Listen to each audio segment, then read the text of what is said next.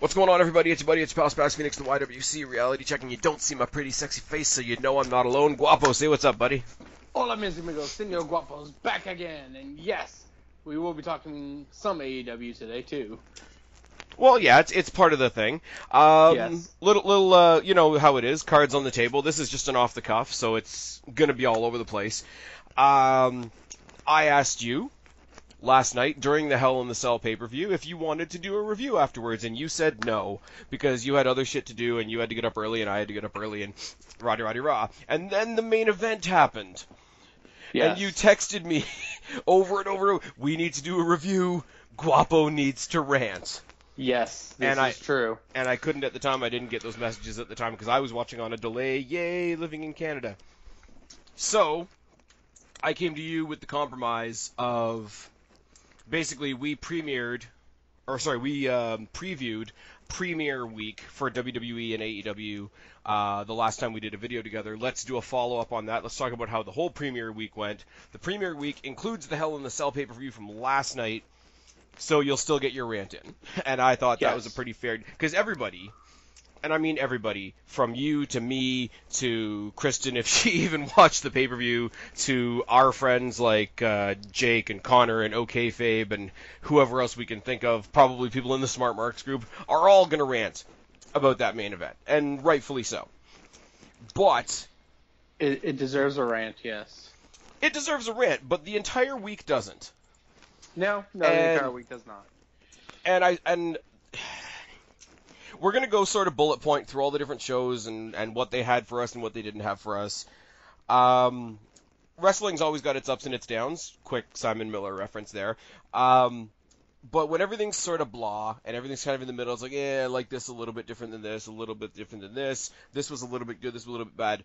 When we live in the world of extremes, like we had this week, and I think you'll agree with me, the meh stuff is terrible. And the okay stuff is great. And there's not very much in between. So overall, this was a busy week. This was a headline-making week. This is a week we're not going to forget. This is the week that changed, how wrestling's going to be for the next little while. It has given us a lot to talk about. Yes. It is probably the fairest way to say it. So I've got the results from each show. We're going to bang through the shows pretty quickly. We'll focus on the pay-per-view at the end. People that are listening to this, I'm probably going to premiere it on Friday, so please keep in mind that we are recording this the afternoon after Hell in the Cell, so whatever happens tonight on Raw and going on through this week will not be included in this because time travel. That hasn't happened yet. Monday Night Raw. Initial thoughts on Monday Night Raw? It was definitely the most solid Raw in a very long time I've seen. Okay, we'll go through it bit by bit. The new music is great. Yes. I think it's, I can't think, I just had it in my head, I can't think of who the band is, because it's AC/DC doing SmackDown. We'll get to that when we get to it. The intro is good. The fact that we actually had an intro package, which they don't usually do anymore, they usually do like the signature and then hop right into the show most of the time, so I'm wondering how long that's going to last. Obviously, and this is going to go across all the shows, WWE and the return of Pyro. Yes. Very happy to see Pyro again.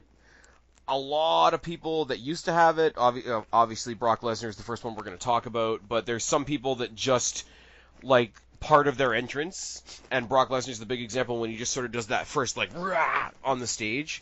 When he does it and there's no pyro, it's like you're looking around for the malfunction. But a couple extra people got it, like The Miz got it, Alexa Bliss got it. Not all of it is like super in your face, but it's just there. Seth Rollins has the burn it down pyro, and I'm sure everybody loves Seth Rollins right now. It does make the show feel bigger. Like, it shouldn't matter. Like, it's one of those things where, back in the day, Hogan versus Andre didn't need a big stage, it didn't need a rock and roll performance, it didn't need pyro, it was Hogan and Andre. We don't have Hogan and Andre today. So the stuff that ultimately shouldn't matter at all matters quite a bit. Which brings us to the stage. What do we think of the stage? Besides it being a Tony Hawk Pro Skater setup, I think they thought of something and they took a big swing. I don't necessarily like it per se. I'll get used to it like we do with all of them, but I like that somebody got an idea and they swung with it. Like it's really different. I think the problem now is that they need the graphics to put on that stage, because it is a pretty decent stage. The way the wall goes right into the floor, into that half pipe that everybody's called it, but they're still showing pretty generic Titantrons, which is, for 9 times out of 10, is just somebody's name in some particular font. If they go back where it used to be, where everybody's entrance video used to be like a little highlight package of what they do, I think the way the stage is would come across a lot better. I was hoping that they were going to get rid of the LED ring posts. yeah, I really was, because I've never liked them. They look dumb and awkward. When they have a pay-per-view and it's going to be like a regular steel cage, and they just leave them off because, you have to affix the cage to the ring, I always like it. it looks better. It's more normal. I don't know if it looks more normal. I just and I don't know why I think this either, because I don't mind the LED ring apron. Probably because the ring apron looks more in place. It looks like an apron. Yeah. But I don't know. It just looks like you've taken the ring posts and put a big metal hat on them. Now that's a really nitpicky thing, and that's mostly a me thing. Some people might like the ring posts. Whatever. The general presentation of the show, the commentators weren't too bad. Vic Joseph, Dio Madden. I think I'm gonna like Dio Madden. I don't like him just yet. But, I mean, Lawler's there to sort of guide the ship at the moment because he's the experienced voice, for better or for worse. Started off the show with Rey Mysterio coming out to talk about the match that he's supposedly having later on tonight with Seth Rollins, but instead he and his son got, like, murder fucked by Brock Lesnar. I'm not gonna lie, I think the entire internet lost their shit watching Dominic get thrown around the ring by Brock Lesnar. It was good shit. It was. It is a bait and switch because it meant we didn't get the Rey Mysterio Rollins thing, and I know for a lot of people out there, there's people out there with a big stick up their ass about like getting sold on something for 2 or 3 weeks and then getting something else at the last minute. Because it was the go-home show to a pay-per-view, you knew Rey Mysterio wasn't going to win it anyways, so what they took away was a match that we knew the answer of anyway. So maybe that, for me, that lightens the blow. For me, I don't care that much. But, yeah, Rey Mysterio just, like, died a whole... And I think there's a couple times, if you go back to that segment, where Brock Lesnar forgets how small Rey Mysterio actually is, because he came close to being chucked out of the ring a couple of times. Yeah. He definitely didn't realize Ray is like way smaller than everybody else in WWE. Yeah. Which it was just fun to watch still, so. I mean, it was, and like it sounds shitty, but like sometimes just watching a little dude get thrown around is. And I will say, when Dominic gets pulled out of the crowd and he goes to set him up for the F5 the first time, and Dominic, I guess, didn't shift his weight properly, and it looked like Brock Lesnar was going to drop him. I'm like, oh fuck, Yeah. This kid hasn't even made his debut yet, and he's going to break his fucking neck. Now, little did we know that this was the first thing we saw on Monday, and it would very much affect the last thing that we saw on Friday. But we'll get there when we get there. Moving on throughout the show, Sasha Banks defeated Alexa Bliss, who at the time was still one half of the women's tag team champions. As much as I have my issues with Sasha Banks that are well recorded at this point, you knew she was going to win this, which is kind of a bummer, because she's come back from, whatever, her tantrum that I'm not going to get into. She's immediately in a singles title picture. I don't get why you had to bury one half of the tag team champions in the process on your way to a singles title. And this is what bugs me, because this is the kind of booking that lends credence to people saying that the women's tag titles don't matter. And I'm not going to say that they do, but I really want them to. So this doesn't help.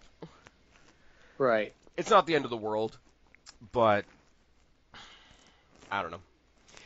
Because at this point, we didn't even know whether the tag team champions were going to be represented at the pay-per-view, because that match was thrown together at last minute. So not only are you, at this point, looking at Alexa Bliss, one half of the tag team champions, who's not even on the pay-per-view, she's losing singles matches for reasons. I don't know. It is what it is. I don't know. Raw had its ups and downs. It wasn't a grade A show for me, at least. I'm gonna put off a couple bullet points really quick. Dolph and Rude defended against Heavy Machinery just so that we could see the tag titles on the show. Ricochet defeated Cesaro in his weird pants. I mean, they just keep coming up with reasons for Cesaro to fight in his street clothes. I didn't know that this was a thing. The Viking Raiders and the OC had a match. They have good chemistry together when they're facing each other. I want one of them to go grab the tag titles, because we have all these combinations of teams that are having great matches. And I think I said on Twitter, eventually we're going to get the OC versus the Viking Raiders versus the Authors of Pain versus the Ascension versus Heavy Machinery. Like, we're going to get all the big boys in there for a match. And those are all, like, your good proper tag teams.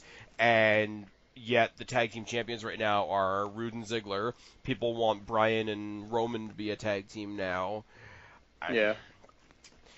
I'm running through these because they don't really matter. We had a really good United States Championship match between Styles and Cedric.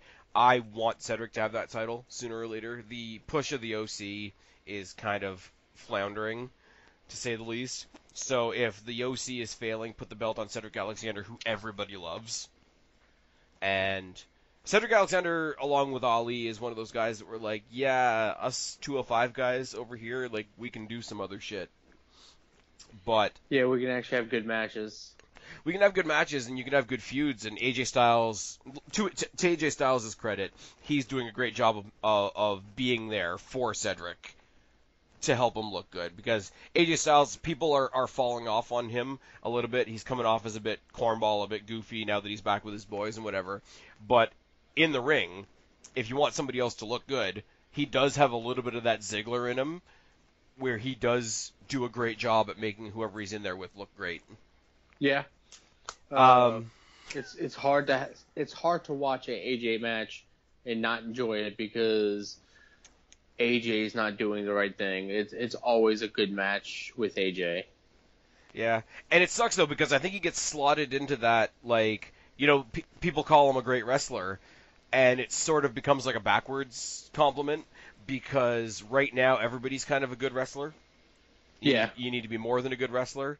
You know, what's it called? Hamlet on What Culture always says, like, good wrestler in tight air quotes, but it's like,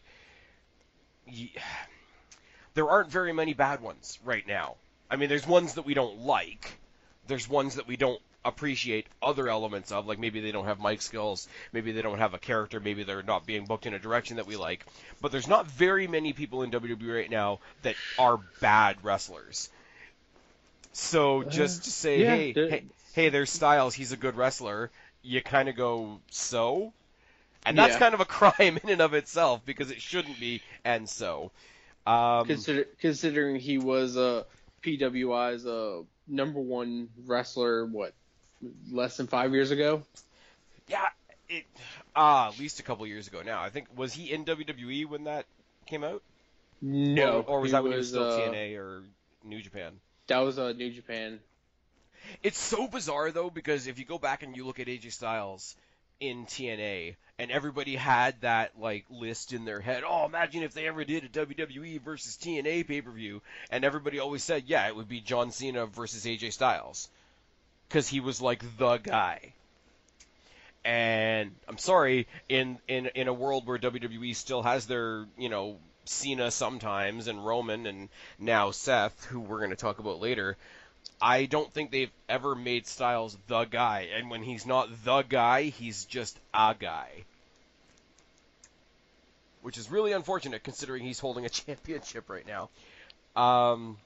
We got Lacey Evans versus Natalya for the 100th time. Guapo, let me ask you something very serious right now. Yes, sir. Do I care? No.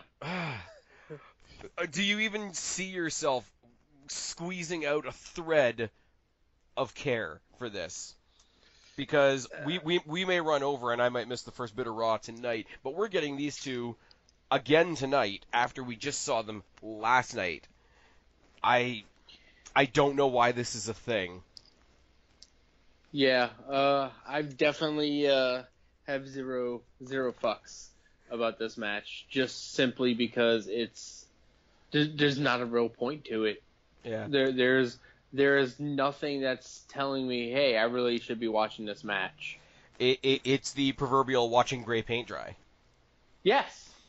And it sucks in a way, because I'm not really going to stick up for Lacey Evans, because I don't particularly like her. Obviously, she's a great athlete. Obviously, she's got her military history. That's to be respected, whatever. She does do a hell of a moonsault. Yeah. But I need more than that. Yeah, you need more than just a moonsault and a pretty face. Yeah. And Natalya, on the other side, we just said it about AJ Styles. If we're going to say it about AJ Styles, we're definitely going to say it about Natalya. You need to be more than a tight air quotes good wrestler. And the only gimmick they've given her in the past little while was she's way too obsessed with her cats, and she's got a bit of a gas problem. Yes.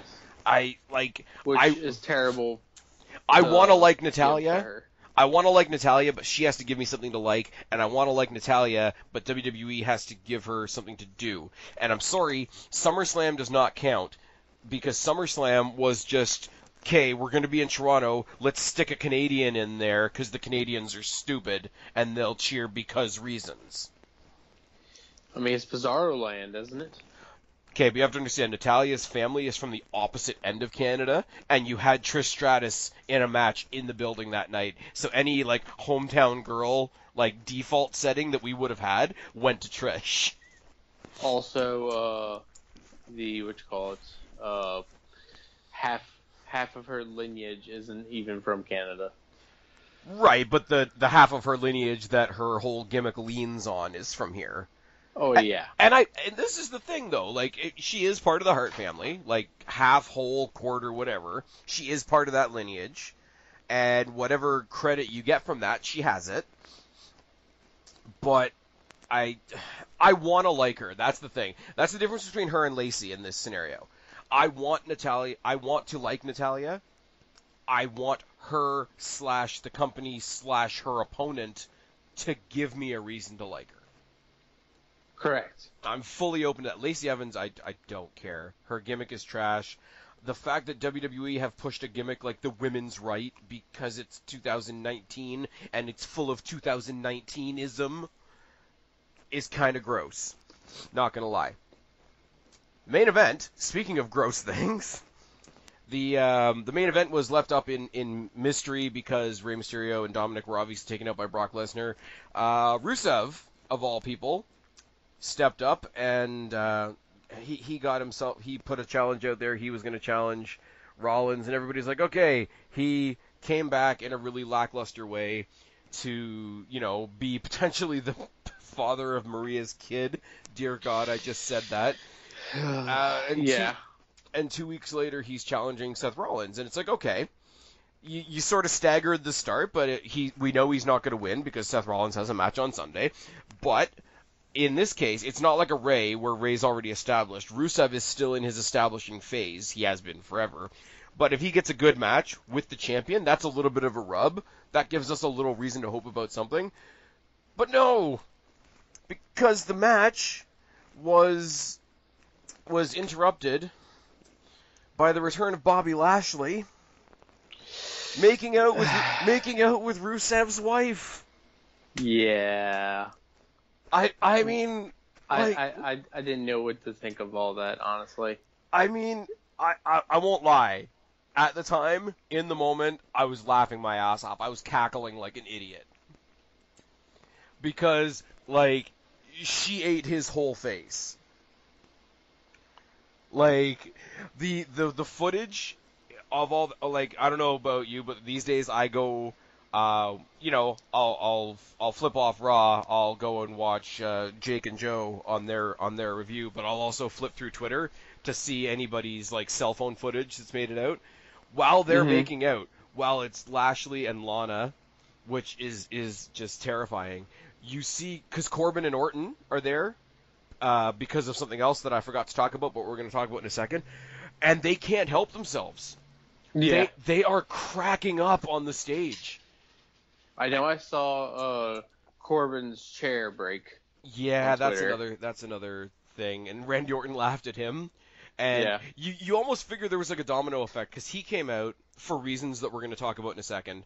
He came out, Orton came out, he sat in his chair, he stood up just before the chair broke. Orton was laughing at him, and I think he almost got upset about the laughing at him, but then this happened, and the two of them were like, ah, nah, this is way more funny. Like, it's real bad. This is like the whole Summer Rae, Ziggler, Lana, Rusev thing from a couple years ago. I think, like, Vince is legitimately fucking with Rusev. At this point, he has to be, right? Like, I'm sorry, you hear people complain, and I'm not going to go on a big tirade about this because people know what I think about the. Oh, they always mistreat the women. They always make the women look like crap. Da da da da. No, take a look at Mike Kanellis and Rusev, and tell me who's being booked to look more foolish than them right now. Yeah, exactly. Like, Mike Kanellis has a wife that's having somebody else's kid, kayfabe.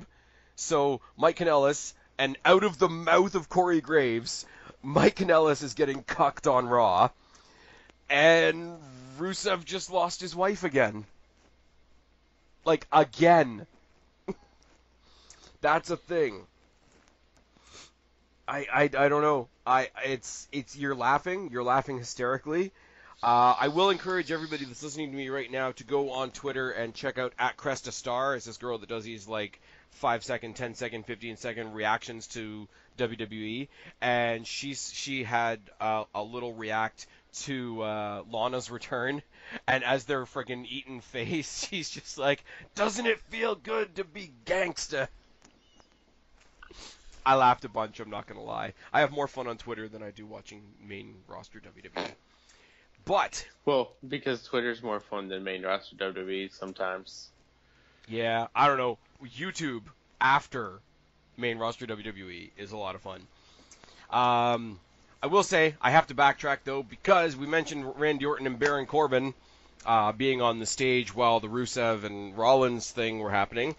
And I didn't mention why, because I skipped a segment. I skipped Miz TV. You Where skipped the Miz TV? I skipped Miz TV, where we heard about the main event for Crown Jewel. With the Crown Jewel. Team Hogan versus Team Flair. Yeah. Like, I will never defend this, but I will always laugh. The ridiculousness and the political, and please understand, I'm putting the political elements solely to one side. I'm just talking about Crown Jewel as this gigantic televised house show that they do. Yes, I'm aware things are going on in Saudi Arabia. They're all terrible, and I don't agree with any of them, and rah, rah, rah. They don't let any women wrestle. And okay, we've done that. Me and Krista did a whole big topical video on my opinion on the Saudi Arabia deal. This is not what I'm talking about right now. I love the banter of these internationals. And the same thing goes when they did the show in Australia. Same thing goes when they did Beast in the East. I love these big money banter like shows that don't mean anything. Yes. Because we got like not Hogan, Taker and Goldberg in like the worst match ever. And you had DX versus the Brothers of Destruction, and you had Triple H getting the lightning fist from Triple H, and now I guarantee you, I'm gonna mispronounce the guy's name, but King Bin Salman, I guarantee you he asked for a Hogan Flair match, Mm-hmm. and Vince was like, "Well, we can give that to you, kind of."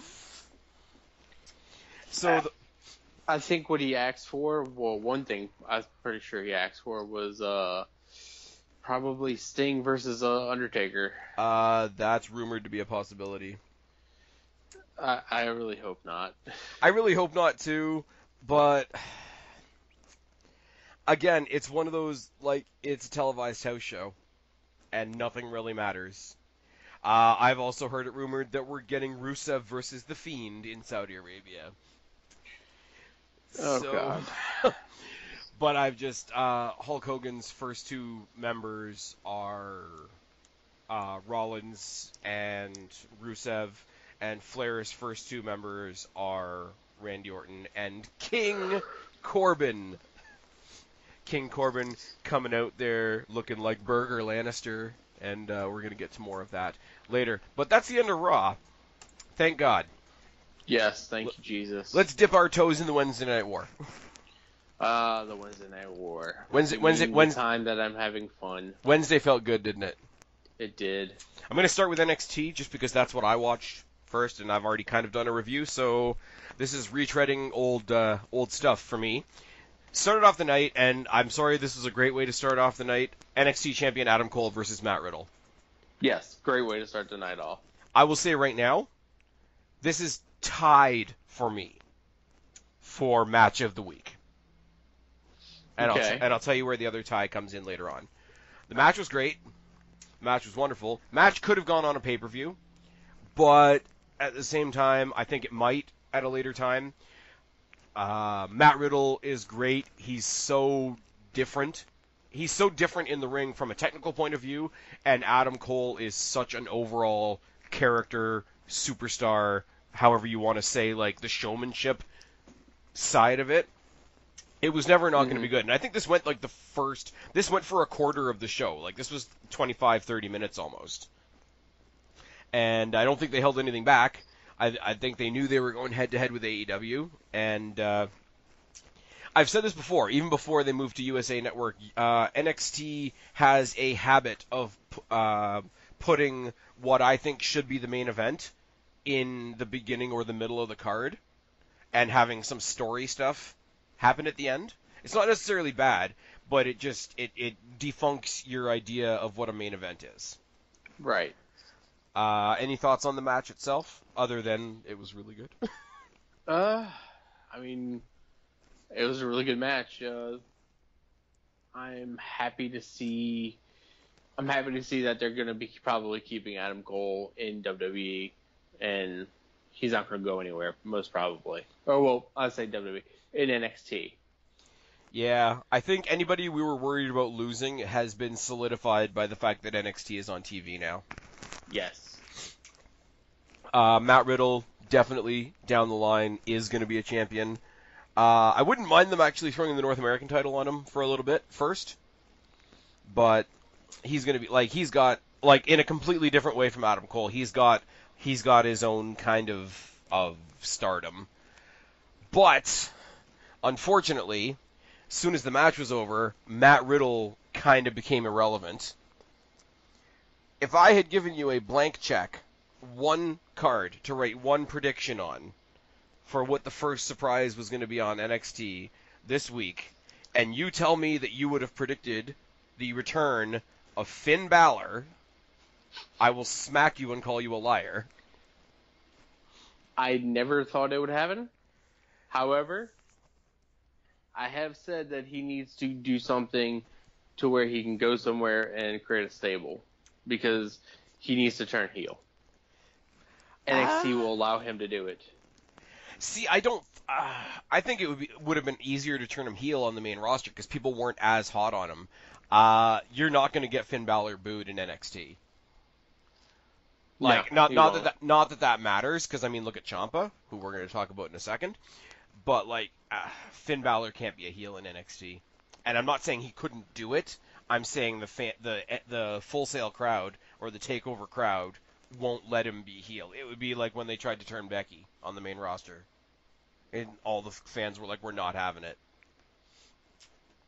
I think that they could make him heel The, in st- NXT. the stare down though between Adam Cole and Finn Balor Oh, for yes. for a small crowd, it's a small crowd that fits into that. And I've said this all in my review, so people that listen to my review, yes, I'm now being repetitive. For a small crowd, it's a lot easier to get them electrified. Oh, yes. And the It's- stare down between those two is just, that's money. And if they give that away on weekly TV, they're fucking stupid. But, yeah, if only that was all Adam Cole had to worry about. Moving on, we got the Velveteen Dream coming out to address Roderick Strong. And I will say, I do love NXT, but I will call things out when I see them a bit wrong. This whole element of him being dragged out on the couch with the women and making sort of pseudo fluid sexual innuendos towards the opponents just to be like, basically man up and give me another title shot. This kind of delivery is getting a bit old. Velveteen Dream on the mic is great. The extra is a bit extra, which I feel bad saying because in small doses it's really good. But it is what it is. Velveteen, and again, if you follow storyline, I thought Velveteen Dream's couch got burned. Yeah. Velveteen Dream, Roderick Strong. We're gonna get another match sooner or later down the line, and if they just put the belt on Roddy to have that look, we all have the belts moment to put it back on Dream again, it's fine. It's a little underwhelming. Yeah, agreed. But I'm pretty sure that's what's going to happen. Io Shirai versus Mia Yim. Now, I got something to say about this for a second, because we always talk on the main roster about, like, hey, we need to show that the women can have stories beyond just who's fighting for the belt at the time, or some chick that stole some other chick's man, or whatever. If you hadn't watched NXT in 6 months, right? Yes. And I told you that there were 2 matches on this card. One of them was Shayna Baszler versus Candice LeRae. One of them was Io Shirai versus Mia Yim. And that Baszler LeRae was the exhibition, and Io Shirai versus Mia Yim was the title match. Would that surprise you? No. That's my point. NXT does it well. They've got a feud, or not necessarily a feud, but a potential feud.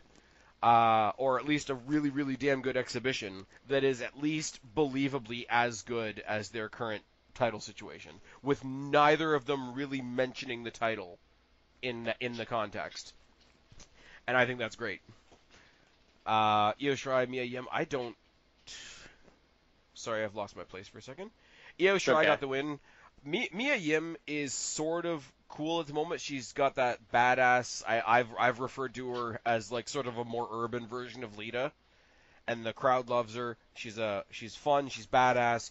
I don't think she's necessarily hurt by a loss. Io Shirai in this awesome heel character is fucking great, and her getting dominant looking victories over the people that we all love is a great dynamic. The one that needed the win got the win. And something fell over. What? Oh, no, it's my dog being dumb. Okay. Another weird exhibition, because it's the first time we saw Johnny Gargano on this new USA version of NXT, and he's supposed to be like Mr. NXT. He had a decent match with Shane Thorne. Made Shane Thorne look good. I don't know how much this one did for Gargano, but as a first offering of, like, this is one of our main guys, and this is what he does, it was decent. Odd choice, though. Yeah. As I sneeze into the microphone. Shane Thorne has something. They got a couple other big guys in NXT right now. I like Keith Lee. Dominik Dijakovic has something in him. I just don't know what it is. I know I always enjoy basking in his glory, so. Of Keith Lee. There we go. No, Yeah. Keith Lee's great. Shane Thorne has something. I think they just need to clarify his character a little bit. Dominik Dijakovic is the third big guy on the brand right now, where I think they're sort of lost with him. Shane Thorne, I thought that I've said this for a while now. I've said this on a lot of my reviews. I think they missed a trick with him because he used to be in the Mighty, like TM61, that then they got renamed the Mighty. I think they missed a chance to take that tag team name and just rebrand him as the Mighty Shane Thorne. Yeah. That's a small little like gimmick thing, but yeah, Gargano won. I don't think that really surprises anybody. Shane Thorne gave him a closest thing you're going to get in NXT to a David and Goliath type win. And yeah, the main USA roster now knows who Johnny Gargano is. NXT Women's Championship match, Shayna Baszler versus Candice LeRae. Yes. Is there a better example on any show, including AEW, of a pure babyface versus a pure heel this week? Pure babyface versus pure heel? Yeah. For both NXT and AEW. For both WWE as a whole and AEW. No. Not really, to be honest.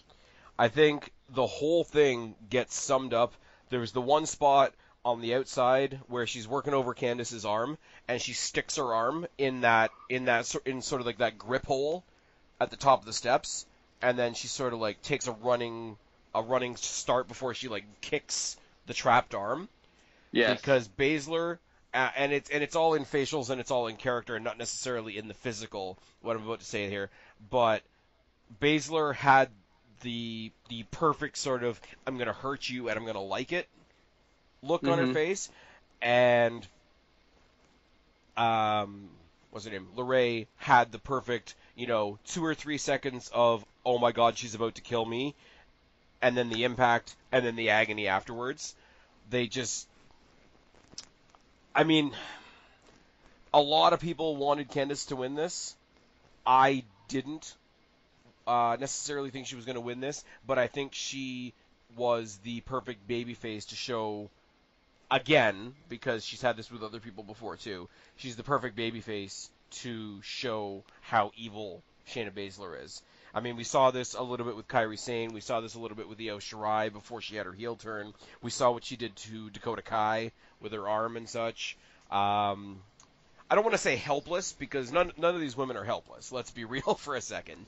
But they can play themselves off as being in helpless positions. And when Candice LeRae's got her arm trapped between two pieces of steel, and you got a former MMA person that's going to come rip your arm out of its socket, that is kind of helpless. Right. Great match. Love to see a rematch. If anybody, maybe you'll agree with me, maybe you don't. I'm actually quite interested to hear what you have to say on this one. If somebody's going to take that belt off Shayna Baszler, it should be Rhea Ripley. Completely agree. The fact that Ripley has come from NXT UK, where she was really, really awesome, had her great feud with Toni Storm, and now she's on NXT proper. She's gone from being a sort of the Baszler of NXT UK to sort of being a badass babyface on NXT without really changing much of her character at all, which is really, really awesome. I'm excited about their women's division in general. I mean, you've got Yim, you've got Shirai, you've got Baszler, you've got LeRae, Tegan Nox, and Dakota Kai. Both just came back. You do have Bianca Belair, even though I have issues with her gimmick. Aaliyah is super underrated. Everybody, and spoiler alert, what we said in our preview of this week when we were talking about the Wednesday Night War, etc., and I said the one place that NXT is going to kick the shit out of AEW is the women's division, and it happened this week. I'll tell you that right now. We'll get into that more later. But it happened this week for sure. Their non-title match was better than AEW's title match in the women's division. I mean, it's hard to compare with that too, just simply because it's a very, very different type of match. I'm aware. Correct. And I'm only giving my opinion. I know I come off on this, and I'm a bit of a character. I'm a little bit cocky, Guapo, I'm a tad opinionated. I didn't realize. But again, that's all this is. And I'm waiting for the day that you or Kristen or Jake really, really take me to task on something, because I just want to underscore that it is just my opinion. It's a strong opinion most of the time, but it is just mine. And unlike most people on Twitter, I'm not going to tell you you're wrong just because you don't share it. Just saying. Let's keep that in mind when we talk about Kofi Kingston later. Moving on. That's going to be part of my rants later. You want to talk variety on NXT, and we just finished talking about the UK brand a little bit. A little sample of the UK brand came up next with Pete Dunne versus Danny Burch. Pete Dunne versus Danny Burch, yes. Is there anything more terrifying on a week-to-week wrestling program than a chop battle in the middle of the ring between Pete Dunne and Danny Burch? My chest hurts thinking about it. I mean, other than maybe chops from Walter or Pete Dunne breaking your fingers. Probably both. Yeah. I mean, again, it's kind of like the women's championship match, where the result was never really in any doubt. Pete Dunne's gonna win. Pete Dunne's a fucking star. If the main roster was worth being on, I would say Pete Dunne should be on the main roster already. Yes, agreed. I wouldn't be surprised if he's in the main title picture really, really soon. I would like it. We had him sort of going title for title with whoever was the North American champion. When you had him and Dream and Strong for the North American title. But that was more when he was the UK champion. That was when they treated the UK champion as a secondary title. He proved that he can carry a brand on his own. So there's no reason he can't do that over here. I mean, I think it's going to take Adam Cole moving up before he's in that slot, because Adam Cole is, and they referenced it to death on this episode of NXT, the fact that one of his inspirations is Shawn Michaels, and you watch him in the ring and you're like, nah, really? Mm-hmm. But, yeah, Pete Dunne's going to be the champion eventually. I could it see happening. I could see if we lose the Undisputed Era as a whole, I could see in the next 6 months an NXT where Matt Riddle's the North American champion and Pete Dunne is the NXT champion. You see, I don't see Undisputed Era not being a thing at all. You think they'll go up bit by bit instead of all in one? No, they're going to go up all in one, but they're not going to go up all in one with Adam Cole as the leader. Okay, I see where you're going. Yeah. Okay, so the main event was for the NXT Tag Team Championships, and again, we come into this scenario where the match was great, but the result was never in any doubt. We've seen, not in the ring, but definitely on the mic and definitely backstage and as far as TV time, how much WWE is featuring the Street Profits on the main roster. It's no shock or surprise that they're going to be drafted this week or next Monday. So you knew they weren't going to get those titles back necessarily. A little bit of shenanigans from Roderick Strong, but that's not really the story here. I mean, we know these teams can go. Yes. It's I don't want to say it's not worth going over, but it'll again just be me being repetitive. The Fish and O'Reilly versus Ford and Dawkins is a great match. It's a sort of a contradiction in styles. There's a little bit more pizzazz with the Street Profits. There's a little bit more technical with the Undisputed Era. Roderick Strong gets involved. A little bit of shenanigans. 3-on-2. They keep their belts. So what do we have? We have Fish, Cole, and Strong. Or sorry, we have Fish, Strong, and O'Reilly in the ring with their 3 belts. One's missing. Out comes the leader. For some reason, doesn't come all the way to the ring. Just stays on the stage with his belt, saluting his boys in the ring. And I will say, Adam Cole, as a shit-eating heel, has the great... again, I'm going to talk about the facials like I did in the women's match, where, on top of the world, we've got all the gold, like, grinning ear to ear. And that transition from that to the, oh, I'm fucked. Because the Undisputed Era music stopped, and all you heard was the beep, beep, beep of Tommaso Ciampa's music. And we get the second stare down of the night between Adam Cole and Tommaso Ciampa. But Ciampa's eyes are not on Cole. They're just on Goldie. Yes. This was because that's what he wants. He wants Goldie back. This is the perfect way to bookend the night. This absolutely, like, from Adam Cole winning at the beginning of the night to, oh shit, Balor's back, to, okay, we're going to rally, we're going to recover, we've all got our belts, my boys just won in the main event, oh, I'm fucked again, aren't I? Yes. And I think one of the first things I said on social after this episode was over, and I said it in the review, I was very, very hyper for the review of this show, if you didn't watch it. The NXT World Title picture right now consists of Adam Cole, Tommaso Ciampa, probably Johnny Gargano, potentially still Matt Riddle, maybe Pete Dunne, and Finn Balor.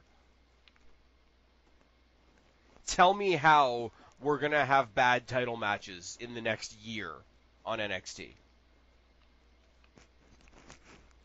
It's a good sound. It's going to be fun. It's going to be a lot of good shit going on. It's a great day to be great. Yes, and this isn't. We still have the shake up or whatever the fuck it's going to be called. I really don't want anything. I don't want NXT involved in the draft. Because Balor was a key move. Everybody was all excited about the idea that, Kevin Owens may lose the ladder match that we're going to talk about in a bit. Kevin Owens was going to come back to NXT. That would have been good. They could bring back Sami Zayn. Questionable whether like a returning Shinsuke Nakamura, maybe. But I don't know. Balor fits. Because he went up, he had some success on the main roster. He was the IC champion. He was the first ever,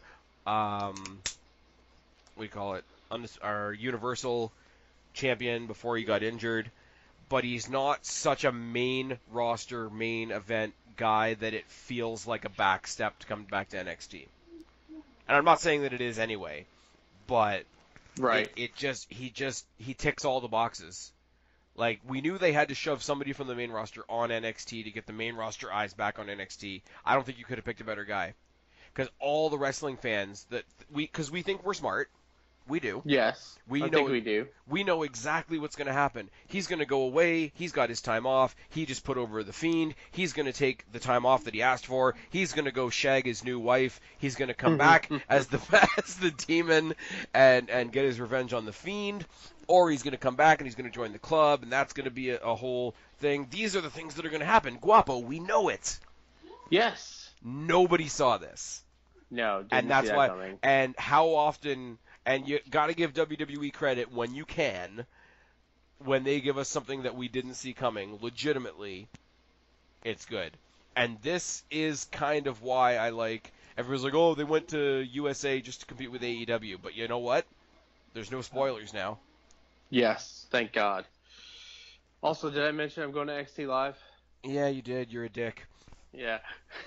Moving on to the other side of the Wednesday night coin and the very first episode of AEW Dynamite. I guess it's worth pointing out that the only show that really didn't get like new staging and whatever was NXT because they started 2 weeks ago. Yes. I gotta say, the fuck? My couch was made a noise. Your couch is farting. Okay, gotcha. Yes. My dog is being annoying, so. I do like the general presentation of Dynamite. The colored powder graphics are weird, and there's something I gotta get used to. Yes. I like Shivani and JR and Excalibur on commentary. Tony Schiavone on week-to-week commentary again is amazing. You could tell he couldn't resist throwing a couple of WCW references in there, which is fine. Oh, yeah. He definitely couldn't resist doing that. It's all in the game. Yeah. And I will say, somebody made an excellent point And I wish I could remember who it was so I could give them credit, because it wasn't anybody that I typically watch. I think it was somebody I think it was Facebook, actually. And they just said, how happy do you think Dusty Rhodes would be today? Oh, he'd be so happy for his boys. Well, not only that, like, NXT was his baby, Yeah. and NXT just went up another level. Even though we can't watch it in Canada, because fuck us. But NXT just stepped up. But you can watch AEW. It's true. And yet I tape AEW while I'm watching an illegal stream of NXT. Moving on. But no, like, NXT is thriving better than it ever has before, and his son is running his own promotion on the same night. Like, Dusty, like, I don't want to be that guy, because we're not doing that kind of cliche video right now, but you know he's looking down and smiling. Oh yeah, absolutely. It's good, baby. That was terrible, and I'm not going to do that again. Yes, never do that again. Starting off the night with Sammy Guevara versus Cody Rhodes. Very much I'm running the place, and I want to show you this young kid that we've got match. That and I need to go run Gorilla. So let's get this done. Yeah, I mean, I will say, and you may want to pick up more of this part of the conversation than me, because I was watching AEW Dynamite while I was editing my NXT review. Mm-hmm. So if there's particular points you want to bring out, or particular points that I'm missing, please let me know. Will do. The match was good. Obviously, like, you can see the age difference. Sammy Guevara's, out there to prove something. Cody Rhodes, very much playing up that, our wins and losses are going to matter, and I'm going to try and make you believe that my title shot that I've given myself at the next pay-per-view is in any kind of danger, when we know it's not. But it was good. It was a nice... Cody does make other people... Like, we said it about somebody else in another show. Can't remember now. Christopher Daniels. No, somebody we were talking about earlier in the show today. I can't think right now. AJ? Like, yeah, AJ. Cody does have a little bit of that AJ thing going on, where he will make the people he's facing look good, even though he's going to win, and he knows he's going to win, and whatever. He made Guevara look good. The harping on the idea that, if I lose this match, Sammy Guevara is going to get a title shot at Full Gear. I'm just like, well, he's not, though, and we know that. And it's fine that we know that, but maybe don't try that so much. Cody gets the win. Guevara won't shake his hand, or tries to shake his hand, or he asks for a handshake or whatever, and he gets attacked by Jericho. Because they've got a match coming up. Because reasons, yes. Jericho's like clean shaven again, and it looks weird. Because he comes out looking like a giant kid now. Because he's got all I'm a cool rocker guy with the spikes and the jacket and whatever. It's a bit weird. Jericho's a bit weird. Match I didn't catch very much of, other than the opening promo, was Brandon Cutler versus MJF. So yes, you can take this one. Well, what happened basically was that MJF cut a great promo on Cutler, calling him a nerd and a D&D douchebag, basically. And yeah, the match itself was really good. Cutler is a very good wrestler. MJF is the next biggest heel ever, and I'm perfectly happy watching him anytime he's out there.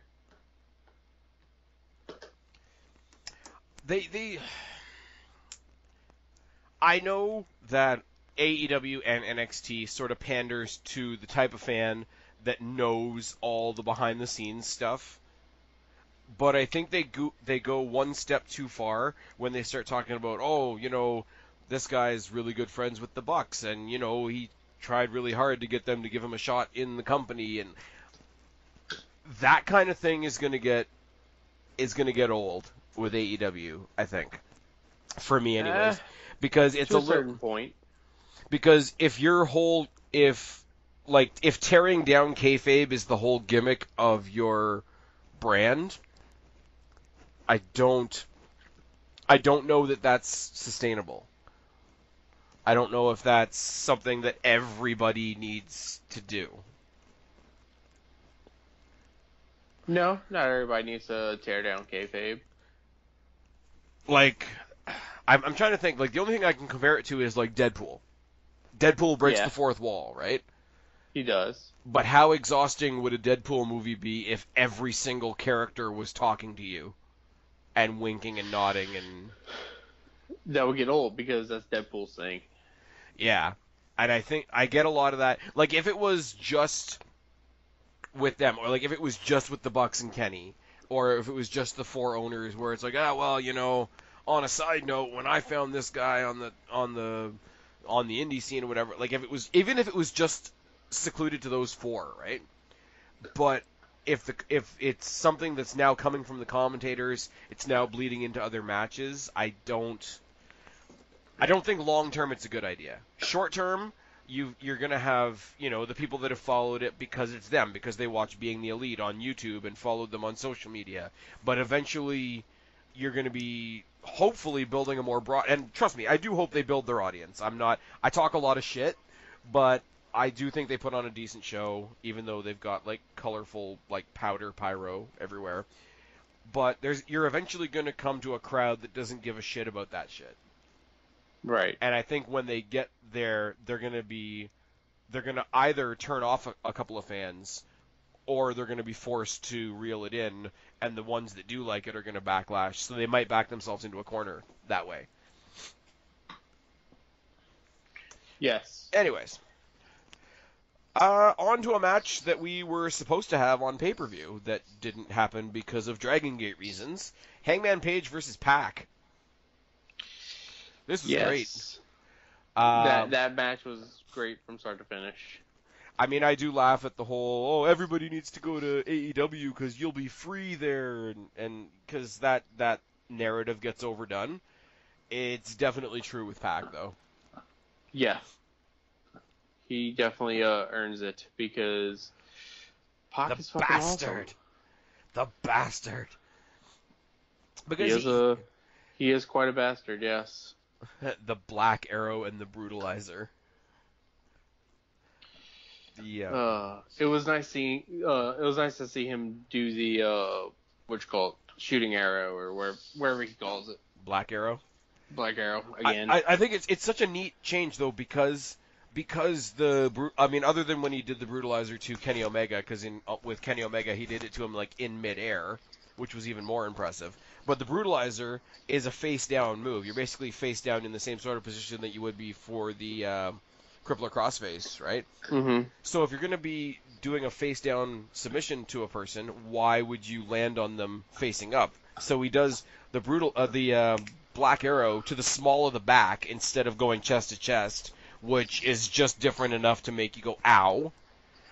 And on top of that, it flows like a high-flying move that flows right into a submission is I would imagine it's a very hard thing to pull off, because you got to land just perfectly, you got to land just in the right position.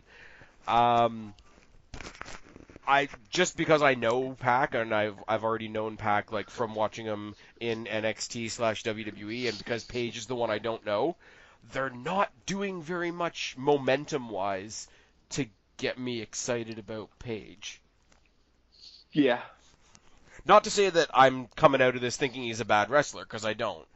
But I think they're hanging on the assumption that people are watching BTE and people already know really who Paige is. I know it's hard for you as a person who has not been exposed to the ROH and the New Japan stuff that Paige was doing. Right. I don't say it's necessarily hard for me. It's just in this case I'm going to gravitate to who I already know. And I mean, we saw Neville go through some really weird, strange, odd booking in WWE, but it's still somebody I'm familiar with. And when he had that amazing heel turn, you knew everything behind the heel turn and you went with it. Right. And he did gain momentum. I'm being introduced to a guy right now who at least on television, on pay-per-view, on quote unquote on the show, his character right now is a lack of momentum, and it's not a great entry point for me, and it's not a great entry point to anybody who's just channel surfing and just finding this on TNT. Hey, there hasn't been wrestling on TNT in 20 years, and it used to be called WCW. They changed their name. It's a weird thing because I'm not going to sit here and say, oh well, I'm watching him lose on TV, therefore he must be a loser. That's a little close to the vest. Right. But if they're not going to give him wins, they have to show him doing something, like either getting pissed, maybe breaking the babyface mold and lashing out a little bit. If you're not going to win, show that losing pissed you off. Right. And I don't think, as you say, somebody who's not as familiar, admittedly, I haven't seen that yet. Correct.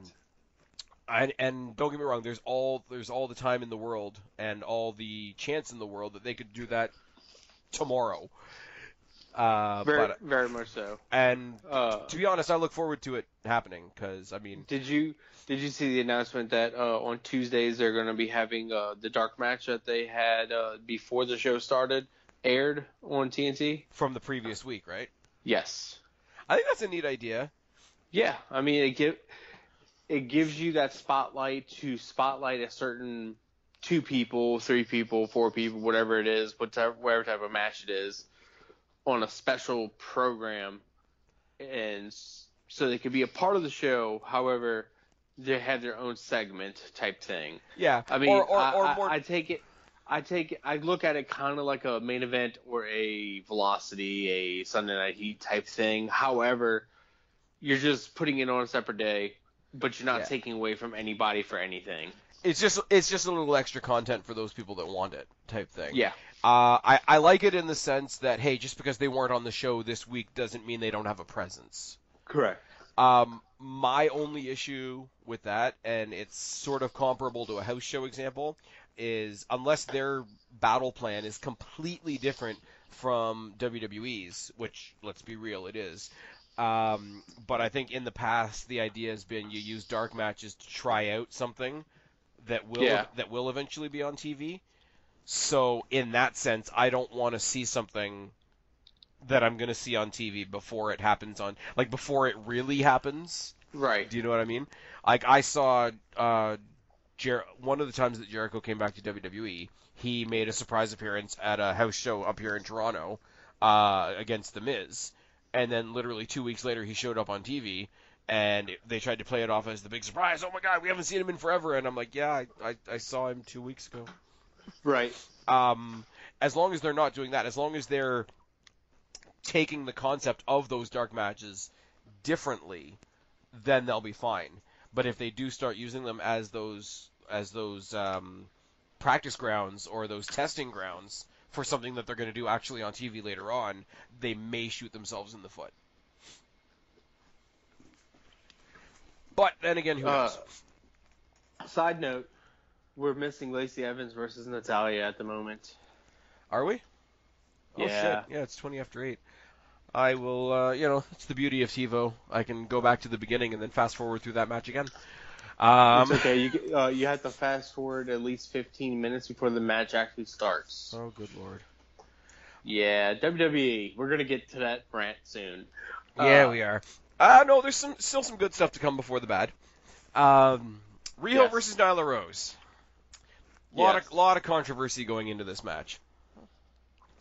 A lot of people were talking about the historic nature of Nyla Rose being in this match, being the transgendered superstar on their women's roster at the moment. Rah. If they don't give it to her, does that look bad? If they do give it to her, does that look like she was shown favoritism for a publicity stunt? The downside of that is that none of the conversation leading into this match was about Riho, which really sucks. Riho's a lot of fun. Her entrance music is one of my favorite entrance musics out of everybody in AEW. Because it's sort of video game-ish, and it's sort of like, okay, we're going to turn your pulse up by about 20 beats per minute. Right. I like her. I've made a point of saying it before. I don't want to dwell on it again for the sake of being mean. I'm not that crazy about Nyla Rose. There was a lot of Rey Mysterio versus Big Show vibes in this match. Don't tell me that Riho can superplex Nyla Rose. No. But, stuff happens. I don't know. The match was good. I'm happy for Riho. Riho won. The belt is a little weird because it's really tiny. Yeah, it's Rio size. Well, that's yeah. We couldn't give it to you, Nyla, because it wouldn't fit you. That's Correct. mean. That's really mean.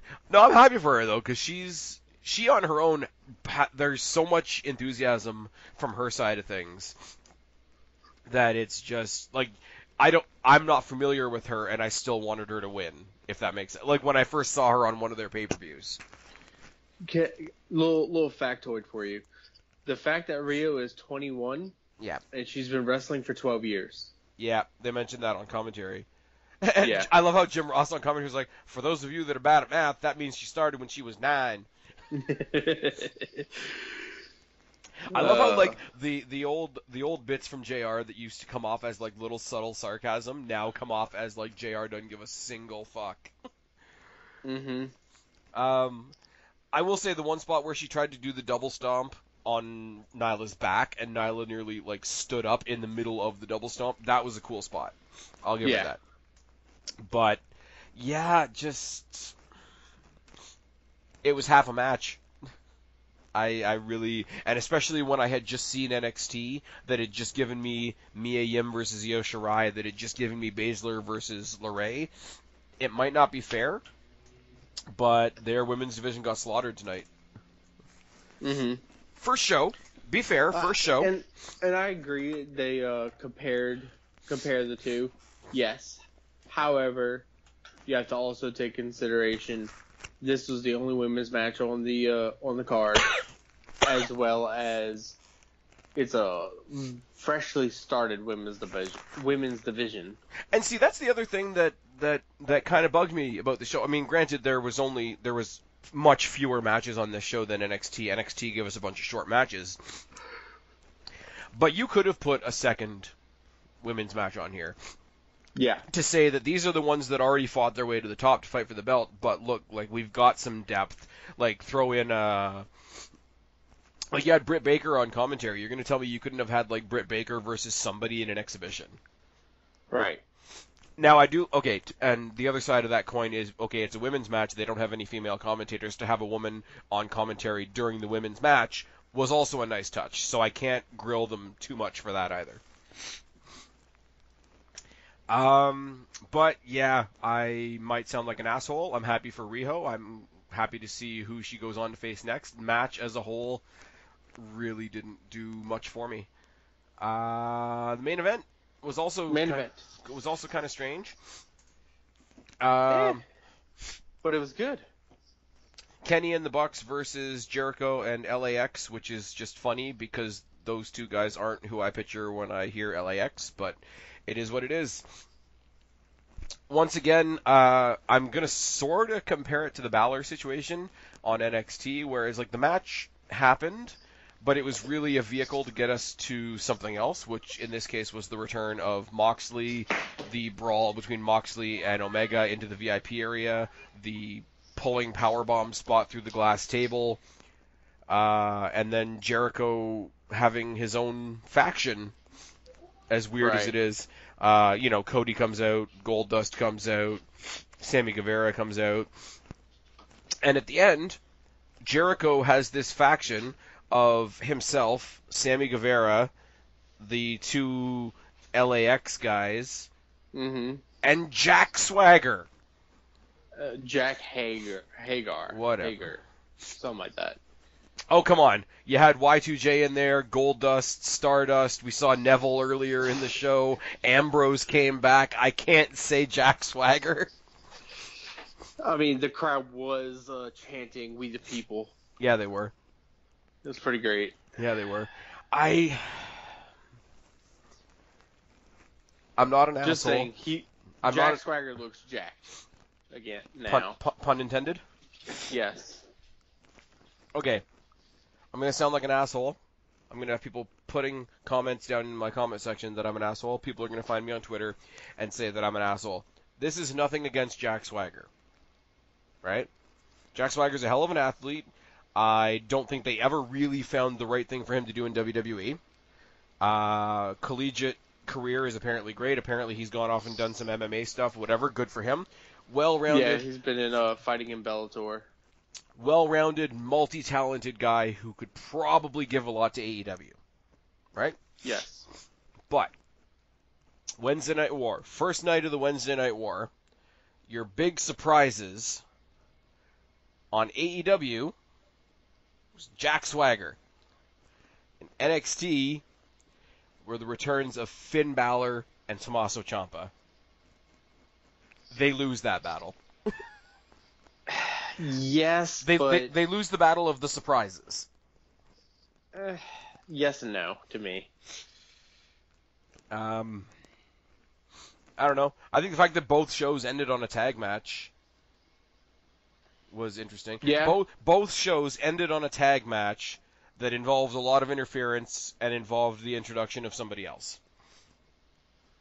Yeah.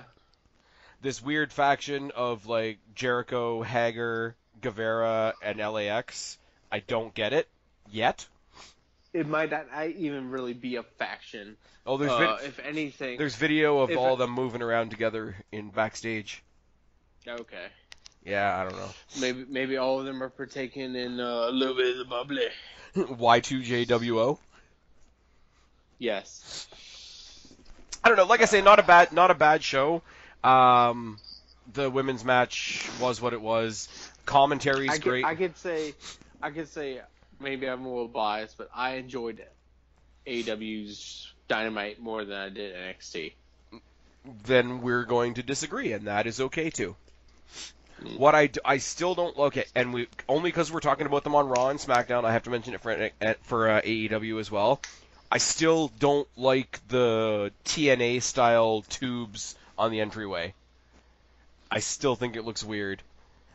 I don't really like the chandelier thing in the middle either, but I get that it's their sort of unique thing, and it's usually the thing Cody comes out of because he's the boss, and why would he come out of one of the other tubes? Right. That doesn't bug me as much as the Impact Zone tubes. I think they look weird, and I don't think I'm going to change my mind on that. But again, that's superficial, nitpicky stuff. Yes. Okay, so on to our next debut. WWE comes to Fox. SmackDown returns to Friday. How do we feel? First of all, this was a stark contrast because I got off work, went to see Joker, came home, watched this. Mm-hmm. So that was quite a 4 or 5 hours or so. If you haven't seen Joker, go see Joker. Kristen and I are going to review it eventually on this channel, so keep your eyes peeled for that. Eventually in the land of eventually.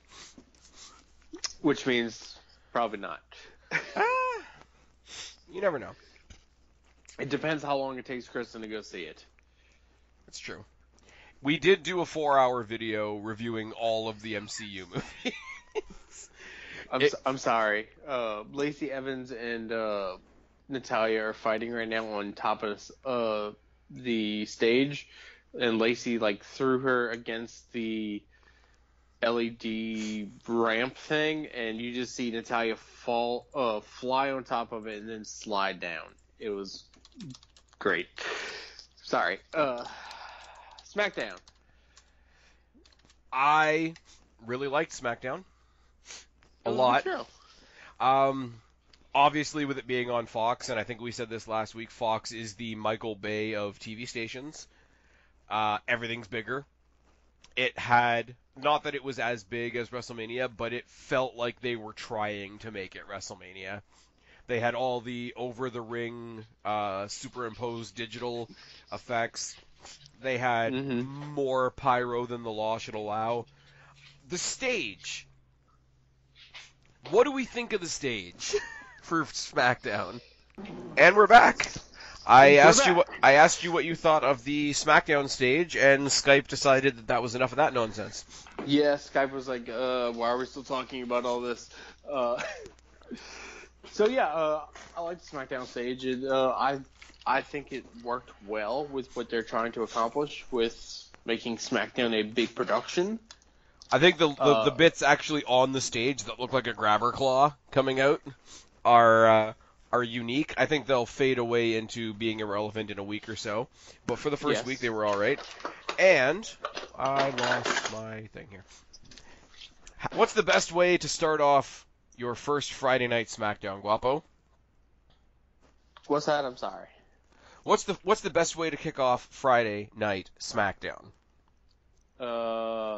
With the Raw Women's Champion, Becky Lynch. Of course. Not anybody who is actually on SmackDown. I don't know, but I mean, it's Becky. She comes out, she cuts a promo about like what SmackDown means to her, because she did start, like, her following was established on SmackDown, so that's fair enough. True. King Corbin comes out with the whole getup, and like he's just corny enough that the King thing works.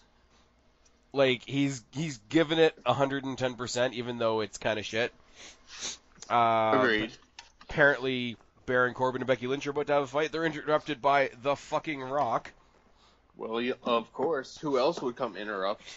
Well, they didn't announce he was going to be there until like the night before. I don't even think they knew. But at that point, he basically comes in, he gives props to Becky Lynch, proceeds to tell Baron Corbin he looks like Burger King on crack, and he convinces the crowd to call Baron Corbin a super tough dude, which is now led to the STD chant that's going to follow Baron Corbin for seemingly ever now. At least for a good couple weeks. Yeah. Because it was bad enough that, like, when he called him Burger King, they started a Burger King chant, and I'm like, yeah, that'd be bad enough. But then the STD thing is just, wow. It just makes it so much better. And then, yeah, Becky Lynch using some of The Rock's catchphrases. Becky Lynch and The Rock beat the shit out of Corbin, and that's the end. Not a bad guest spot by The Rock. He does all of his shtick. He didn't take up too much time. And they didn't do a whole lot of sort of celebrity interference in tonight's show. I mean, they showed some people in the crowd. I think Trish and Lita were there, and I think Hogan was there in the crowd somewhere. He's probably recruiting more people for Team Hogan. It's fine. But we had Becky Lynch and Charlotte Flair defeating Bayley and Sasha Banks, where Charlotte...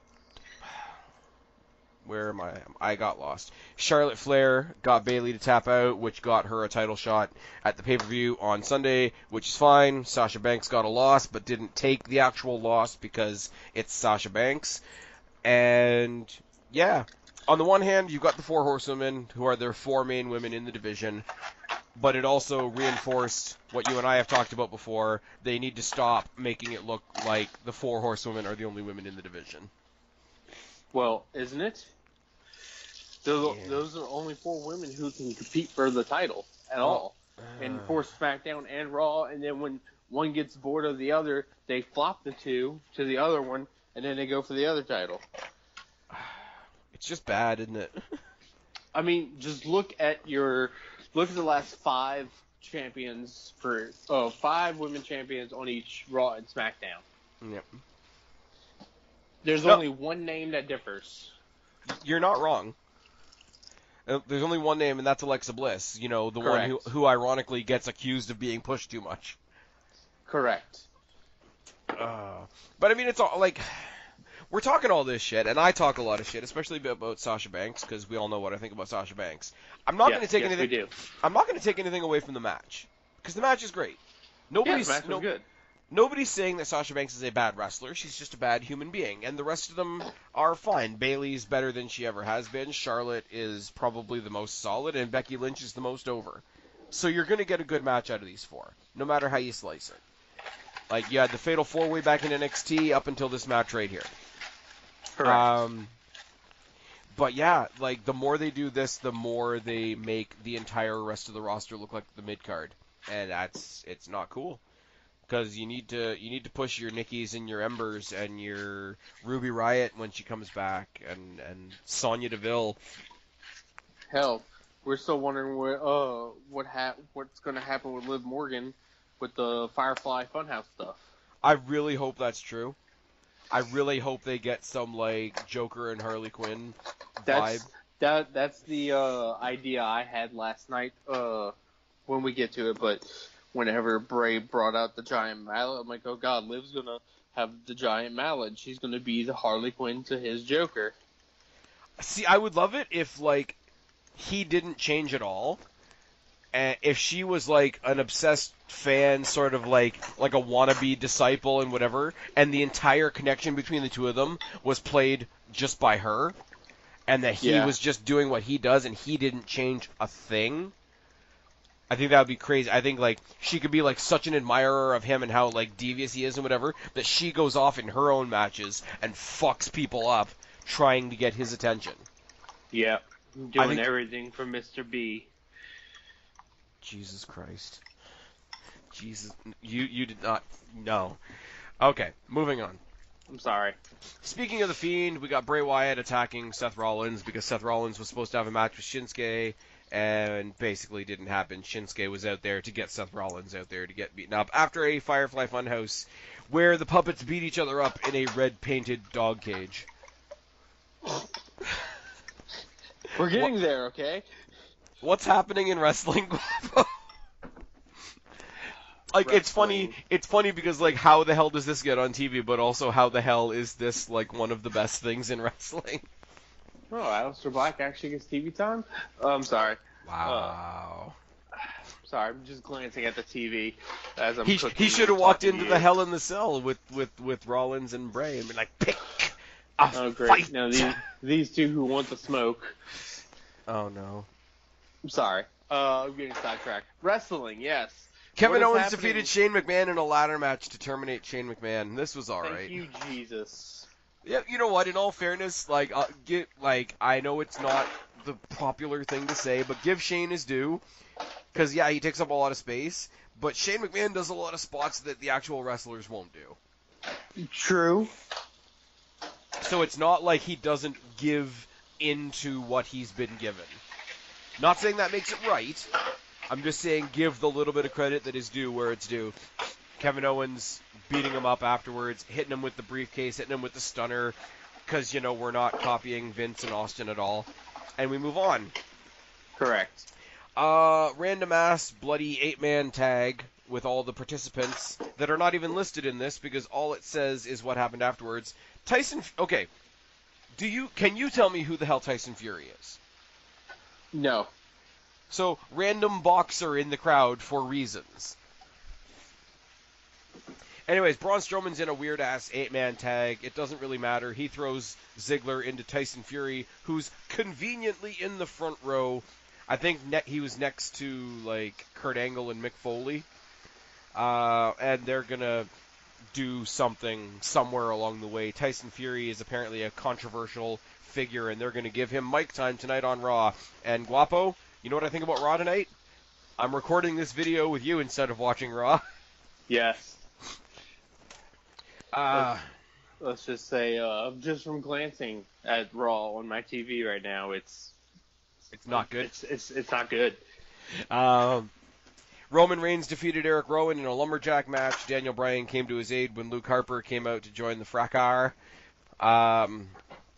It was just to lead into last night's pay-per-view, and that's fine. It did what it was supposed to do. Eric Rowan has been elevated in this. I mean, the story's been a bit of a mess, but for better or for worse, people are talking more about Eric Rowan than I think we ever thought we were going to. In that tag team, everybody always talked about Luke Harper. So, in a roundabout way, I will give WWE credit for putting a spotlight on the one guy that never really had it. Because he's way better on the mic than anybody would have guessed. Yeah. And in the ring, he has a very limited style, but he operates pretty well within it. And you know what? If you're in your own head, you're like, I can't do 100 things, but I can do these 5 things, and I can do them really well. That's a plus in a different way. So, just leading into the match. He also has great sense in band T-shirts. Is it because it's bands you like? It's all metal band, rock and metal band. So yes. Yeah. Okay. So his taste is good because his taste is the same as yours. Yes. We are wrestling fans. Wrestling fans. And then Guapo. Guapo, yes. It's time. That's me. It's time. It's time? I can do it? No. The blockbuster WrestleMania worthy main event of SmackDown that lasted about 4 seconds. I laugh long and I laugh loud because Brock Lesnar came to rescue the WWE Championship from Pancake Land and squashed Kofi Kingston in about 4 seconds. To be fair, though, it's not entirely Brock's fault. It's not every day somebody literally starts a match by jumping on your shoulder. Yes.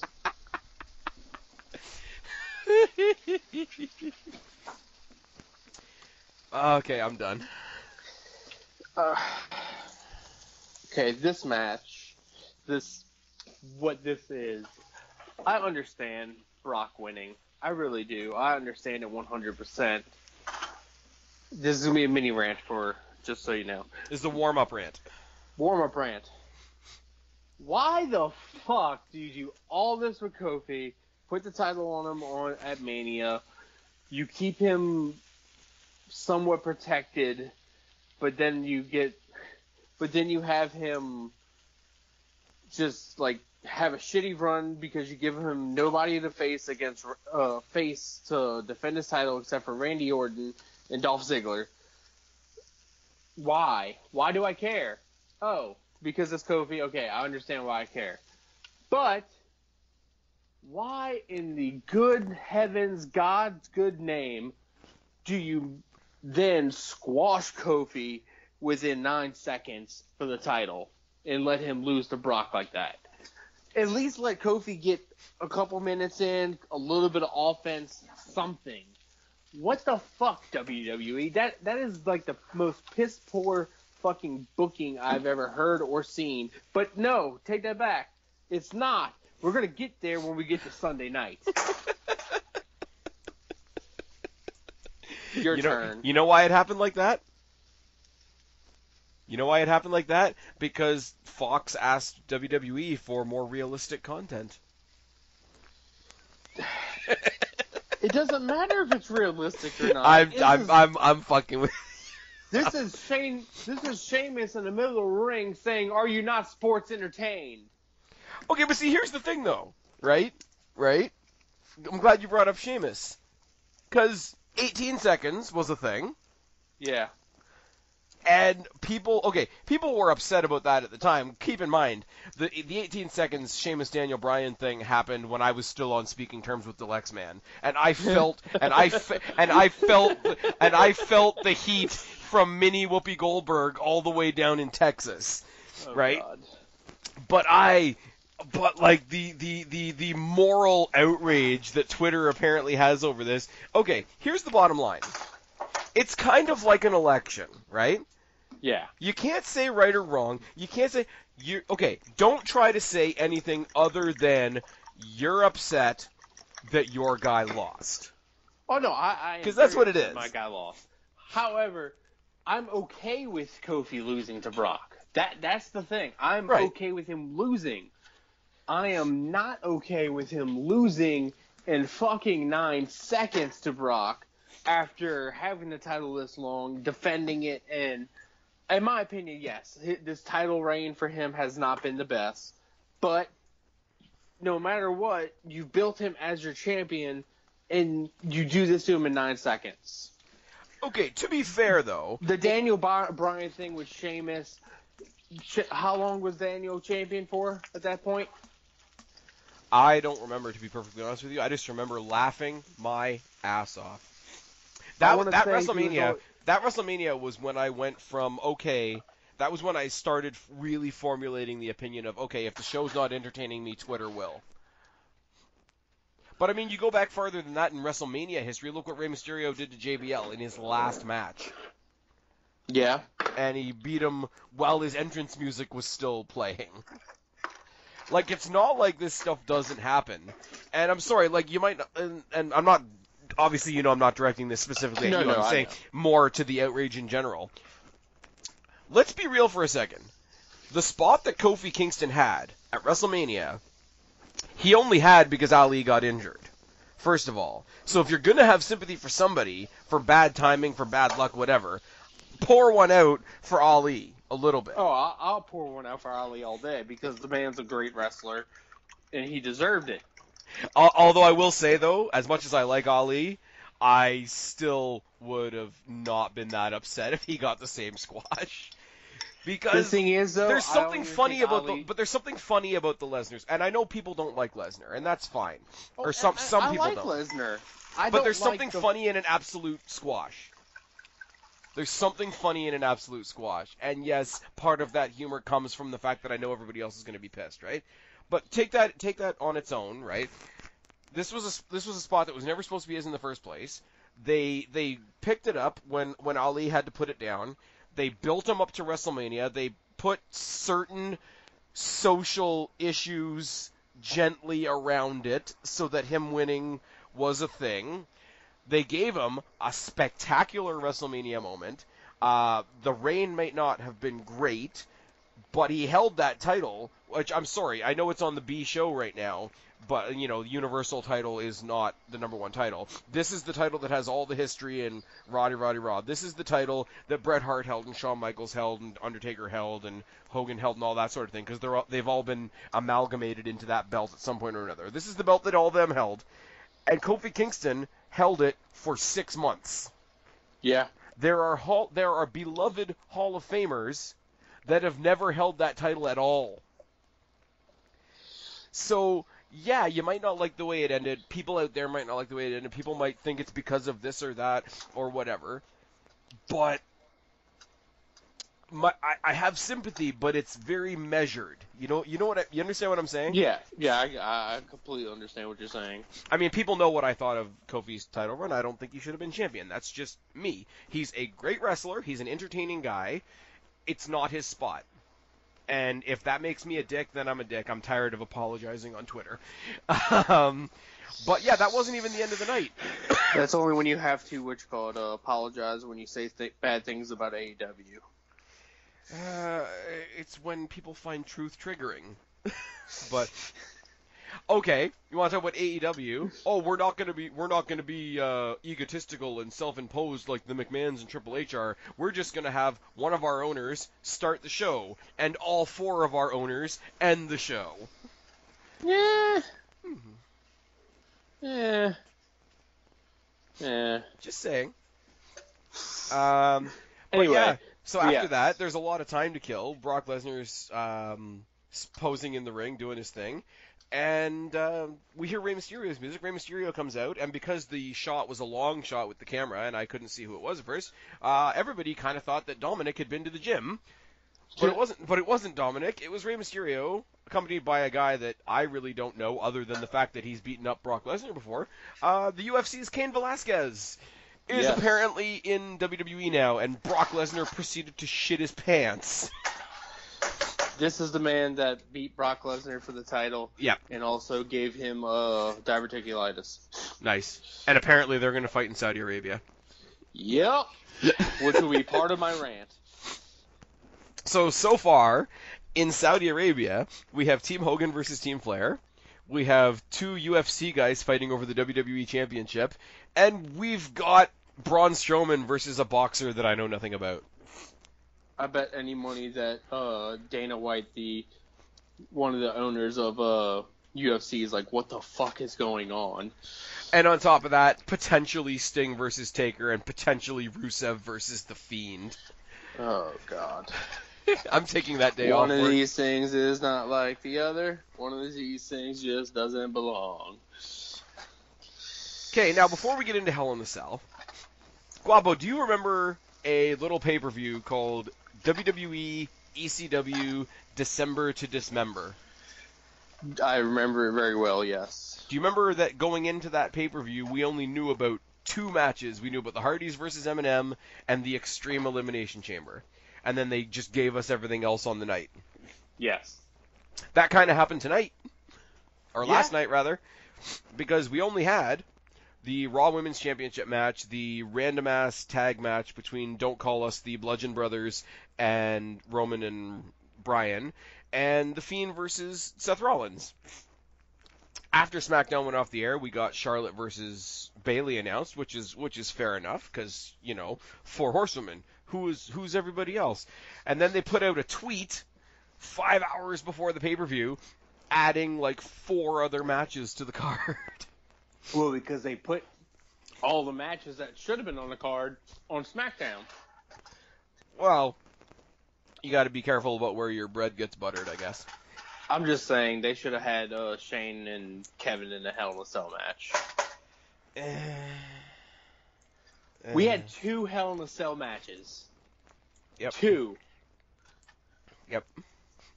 But they've literally already done Kevin Owens and Thing in a cage.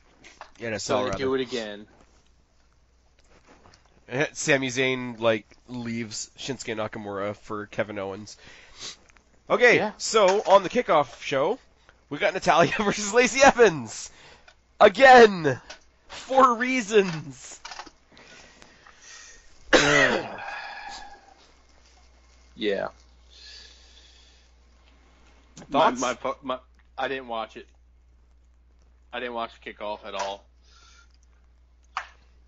Being honest, didn't do it. Nice. So I had no thoughts towards anything that was on kickoff. I literally No, that was the only thing on the. I was more so just especially because you just clicked over and saw that they were fighting again on Raw. Thoughts on the Natalya versus Lacey Evans feud that is apparently a thing. The fucks that I have for it are at an absolute 0.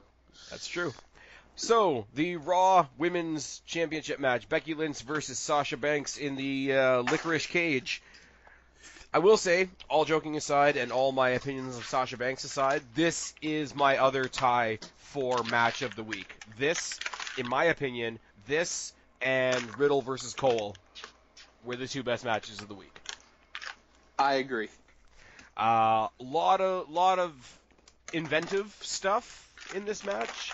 A lot of really inventive uses of the cage, like building other things into the cage. When she put Sasha Banks on the chair, put the chair up on the kendo. Really, really good. That was great. And because Becky Lynch is awesome, they actually made a table spot work this time. Seeing as, Yes. Sasha has trouble with tables. Becky Lynch wins. Sasha Banks cries. Nothing much else to say about this, really. Roman Reigns, Daniel Bryan defeated Eric Rowan and Luke Harper in what was at the last minute changed to a tornado tag team match. It was just really good. I mean, Daniel Bryan, if it wasn't already a thing, babyfaced himself throughout this match. Oh yeah. Offered a handshake at the end between the 2 of them. The handshake became a hug. Big old yes chance. This wasn't the best thing in the world. But, I mean, it was good for what it was. I was happy with it. It turned out well. However, I honestly probably would have gave Harper and Rowan the win. I mean, it would have helped, but they didn't look too bad in the loss. No, they didn't. They are a tag team that lost to 2 of the biggest main eventers WWE has. Correct. That's not a very hard loss. I will say, I know Roman doesn't get a lot of credit for this a lot of the time, but he and Daniel did their best to make these guys look like fucking rock stars. Wasn't the best match in the world, like I say. It was very much a here, have some wrestling match, but in that context, I think it was really good. Yes. Next one was set up on the pre-show between Randy Orton and Ali, because the injury that took Ali out that we were talking about earlier, where Kofi Kingston came in and stole his spot and stole a 6-month WWE title run. I don't know whether it's actually true, but kayfabe-wise, they're giving the blame for that injury to Randy Orton. So As most people do. well, Kofi Kingston blames Randy Orton for a lot too, but doesn't mean it's true. Stupid. um, So yeah, Ali versus Randy Orton, pretty decent match. Pretty decent. I'm Randy Orton, and I'm a guy who doesn't need to worry about anything anymore, and this is the way I have matches with little guys match. The only thing to talk about it is the way Ali did a handstand out of the RKO.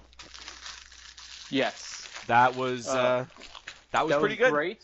And then, Randy counters him trying to do a move into an RKO. That was even better. I was going to say, the rolling facebuster countered into the RKO was a nice spot. And that was one of those things where both guys had to be right on point. So credit to both of them for that. Again, not going to set the world on fire. Nice little match. Randy Orton, definitely a main eventer. Definitely a well-established... Randy can go like 50% in a match and it still be good. Well, yeah, but I mean, in terms of stature, right? It's the same thing that we said about Roman and Daniel in the previous match, right? Randy Orton, he's not yet, but he might as well already be a Hall of Famer as far as WWE is concerned. I mean, if he's still active whenever they finally induct the Evolution, yeah. I mean, he can be a Hall of Famer still going. I just mean, once again, Ali going in there and having a great showing is good enough, even if he doesn't win. Oh, yeah. Another match that was announced on the fly, because, announcing championship matches on the fly is always good. Kabuki Warriors defeated Alexa Bliss and Nikki Cross to become the new women's tag team champions. Not gonna lie, I really didn't care about this match. I thought it was a really good match. I thought that, because the Kabuki Warriors are sort of face, sort of heel, sort of face, sort of heel, them solidifying themselves as the heels in this match solidified Alexa Bliss and Nikki Cross as the baby faces, which I think was needed for both teams. Not gonna lie, Nikki Cross getting the green mist from Asuka was a nice touch for those of us that like old school Japanese wrestling, like Tajiri and Great Muta and people like that. That was something I did enjoy. Yeah. It is kind of a bummer that the one time the Kabuki Warriors actually win and actually find some success, Paige unfortunately wasn't able to be with them.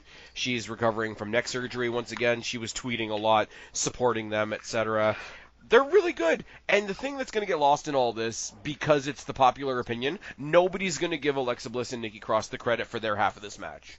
No. And that really sucks. Yes. I mean, I will say, we all know how I feel about Alexa Bliss, but Nikki Cross really does get lost in that conversation. She does. She doesn't get enough credit for what she does.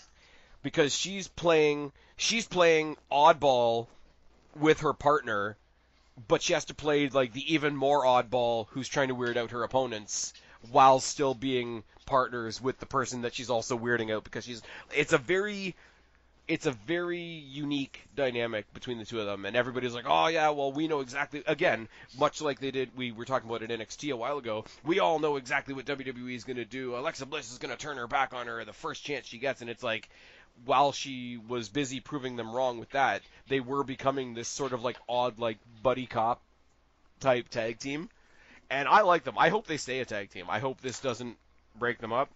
Unless they're going to give Nikki Cross a singles run, because Bliss has had, even I'll say this as a fan of hers, she's had enough singles titles for a while, and teaming her up with Nikki Cross kept Nikki Cross in the spotlight, so keep them as a tag team or give Nikki Cross a push. I don't know. I don't know. Kabuki Warriors should be interesting. Kabuki Warriors, interestingly enough, I don't even know if it's happening right now because we're already an hour into Raw, but apparently they are in a Champions match versus Becky Lynch and Charlotte tonight. Interesting. Which is sort of jumping the shark to another match that we're going to talk about later on. But, yeah, you want to talk about a clusterfuck? Braun Strowman and the Viking Raiders versus the OC that ended in disqualification, and I really don't care. Yeah, didn't care about this match at all. Skip. I mean, he knocked AJ Styles out of midair because tomorrow night on Raw he's going to be yelling at a boxer. Yes. That's a thing that happened. Chad Gable beat King Corbin. Skip.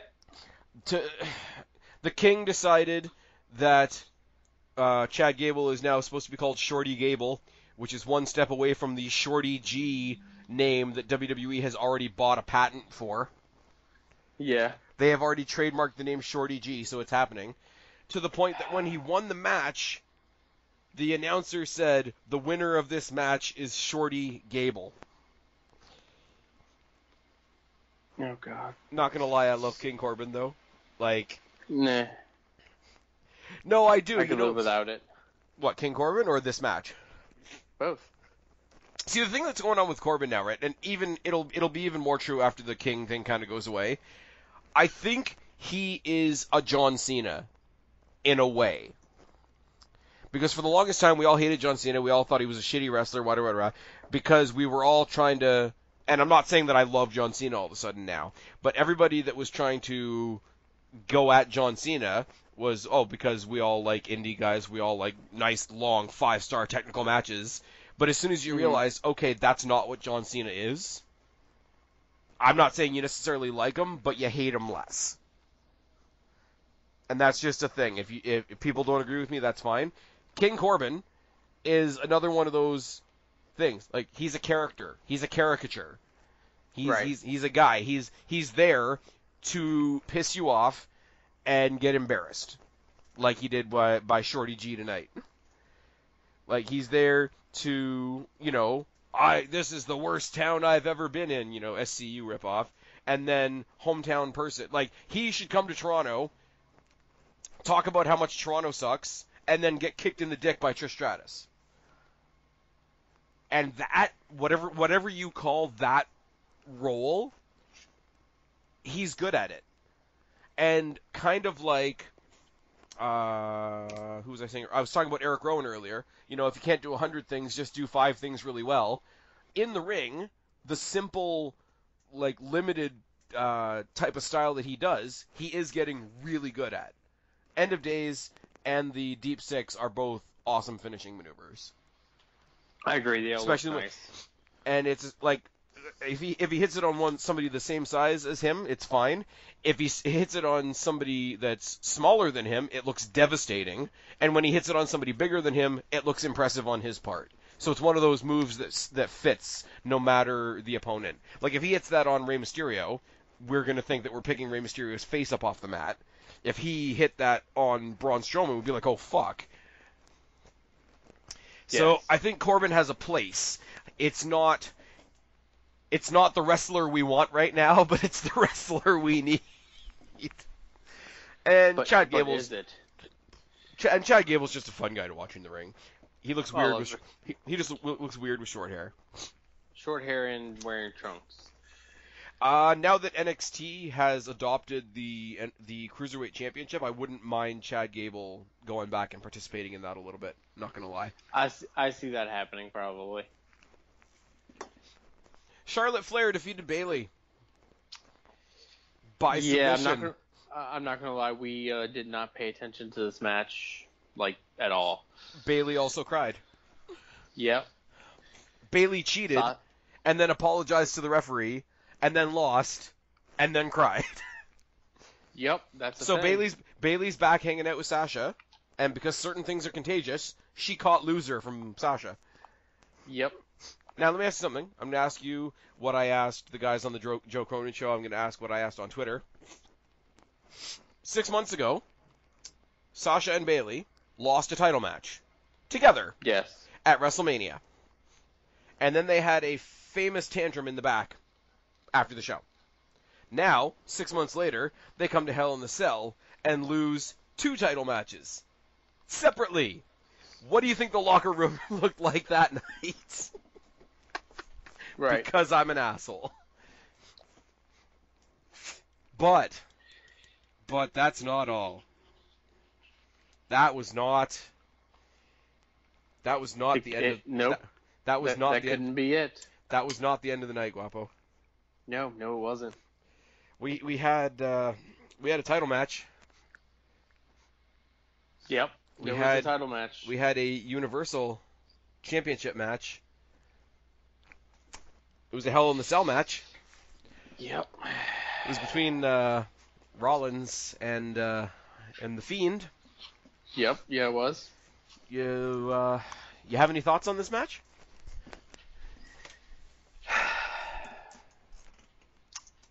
Hold on. Need a Waterbury Jones. Okay, so what the fuck was wrong with this match? It started off really strong. I really enjoyed the fact that they had the red light on the whole time. I'm sure the live crowd hated it. I liked it for the whole Fiend aspect and everything like that, so I enjoyed that. Match as a whole was good. Once you got to the curb stomps and the curb stomps and the curb stomps and the curb stomps and the curb stomps and the curb stomps and the curb stomps and the curb stomps and the curb stomps and the curb stomps and the curb stomps and the curb stomps, it got old. When Bray kicked out at 1, I popped. When he kept doing it and then kicked out again, then at 2, I popped. When Seth kept piling things on and piling things on and then piling things on, okay, cool. Break and recover. They're going to make him go over like no joke right now. Oh, what's that? A sledgehammer? Okay. What they're going to do? Oh. Okay, Seth's going to hit him with a sledgehammer with the... Okay, cool. All right, he hits him. Ding, ding, ding. What? Did the ref just call for the bell? This is a no disqualification, anything goes match. Bray's still breathing.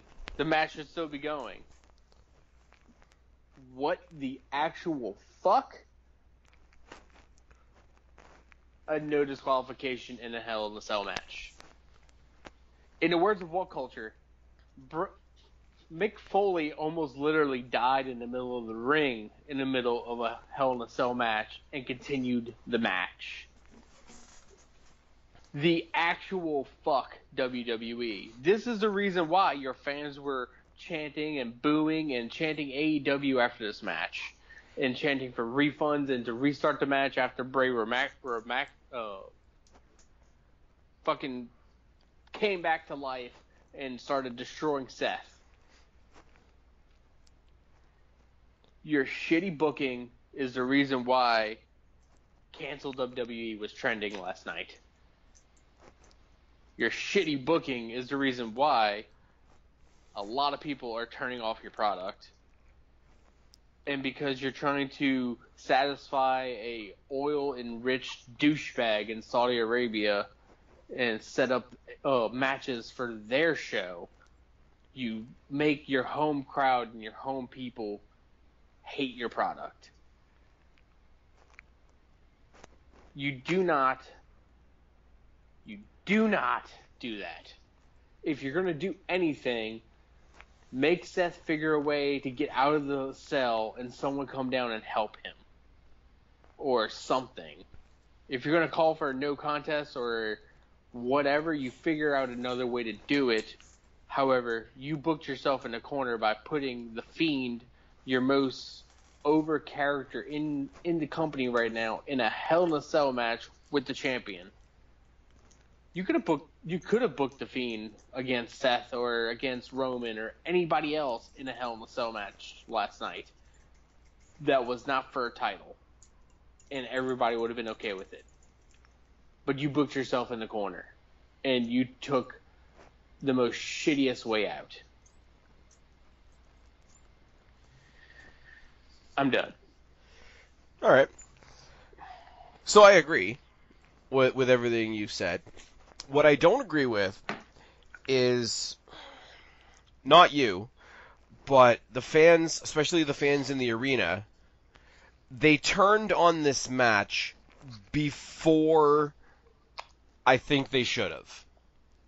I mean, they were turning on the match during all the curb stomps, but whenever I thought that they were doing a great psychological thing of like Seth Rollins being at a loss. He's never dealt with something like this before. If I hit him once, I just have to hit him again. If I hit him once, and when he started, and I know it's cliche, right? I really do know it's cliche to just pile a bunch of shit on somebody.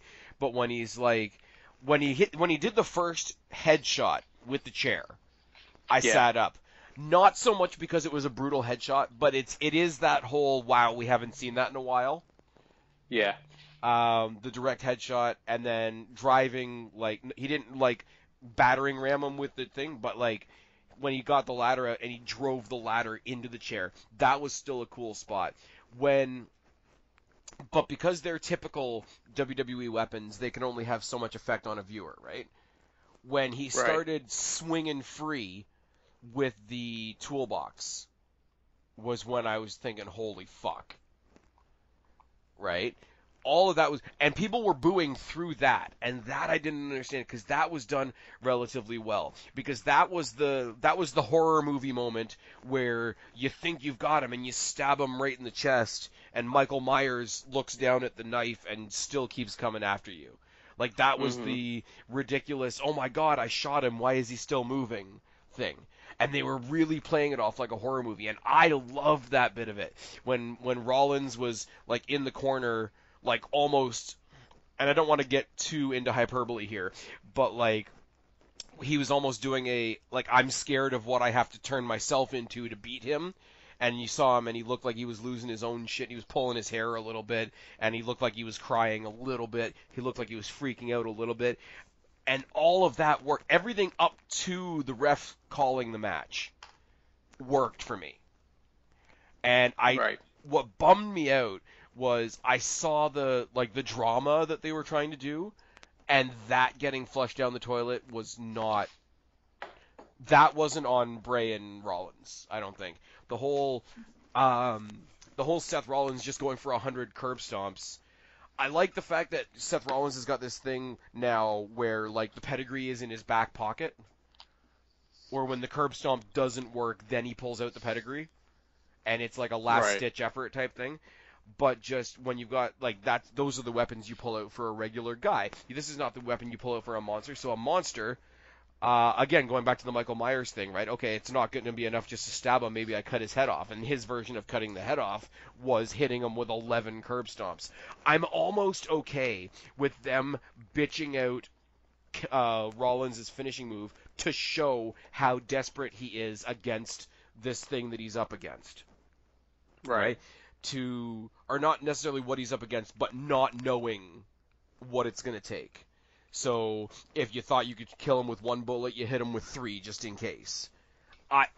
All of that worked, and everything up until the referee stoppage worked. And I was really bummed that people didn't buy into that, because I was in that. I love fucked up movies. I've got all the Halloweens, I've got all the Saws, I've got all the Texas Chainsaw Massacres, all the really, really cliche, gimmicky horror movie shit in this match. I loved all of it. People were twisted, and people were split on the idea of the red light. I loved it, because it was so different. Even when he pulled out the big comedy fucking, like, Harley Quinn mallet, I was there for that. I was there for, like, and people were booing the shit that I was totally into. And then they did the referee thing, and I'm like, fuck it, I can't defend it anymore. Yeah. And you know what the thing is? Is they even fucked up after the fact. Because they made the referee look like an idiot after the fact. Because if you call... Okay, you shouldn't be calling a match in Hell in the Cell anyway. But if you call a Hell in the Cell match, you need to be convinced that one of the people in the ring is dead. Fair enough to say? Yes. So all the beatdown that Bray Wyatt did after the fact, well, I'm sure it was trying to regain him credit for not winning the belt, and they wanted to get him his heat back, and I get that, and I understand that, but it underlines, if it didn't need underlining already, because it doesn't, but it underlined how stupid the match stoppage was. Yeah. Like, if they did that, and the whole arena went dark, and as far as we know, Bray Wyatt is still laying in the middle of that ring now because half of his head is missing, it still wouldn't be good, but you wouldn't have, like, made us walk through shit and then moonwalk through it backwards. Right. There were even ways to get around the bad decision, and they didn't do it after the fact. If you want to have a disqualification, and I know the disqualification itself is shit, if you want to have that disqualification based on the use of the sledgehammer, don't have the Fiend use a quote-unquote bigger hammer earlier in the match. Correct. Like, there are things that they could have done to slightly help the bad decision. Even if they had, I still wouldn't come up here now and try to tell you that it was a good decision. But they could have given a little nudge. They could have done something to lend a little bit of credibility to what is already a bad decision. I can't defend this. You know me? Even when it's just ridiculousness and me just laughing my ass off and saying, they did something dumb, I will try to find something in WWE. Correct. There always is a silver lining someplace. However, because I'm an idiot like that. Let's be real. We are all the diehards. We are tap dancing on the Titanic. It feels like sometimes. Yes. But that being said, though, like I'll shit on Sasha Banks, or I'll say that I don't think a match should have gone the right way, or I think, oh, this person won this because of this. But overall, it doesn't make me look at the company as a whole badly. Because it's like, they hiccuped here, they hiccuped here, they hiccuped here, and this match here, it wasn't good, but at least it gave me a laugh. Like the Daniel Bryan thing, like we said before, the 18 seconds thing, the 18 seconds thing was dumb, but I couldn't stand Daniel Bryan at the time, so I laughed. It gave me a laugh. In all seriousness, without taking the piss out of the Kofi Kingston fans, I get why they're upset about SmackDown. I got a laugh out of that. It doesn't make it right, but I got a laugh. This was beyond. And I hope you don't tell me anything else that's happening on Raw, because I'm going to watch Raw after this. I'm morbidly curious how they try to fix this on Raw.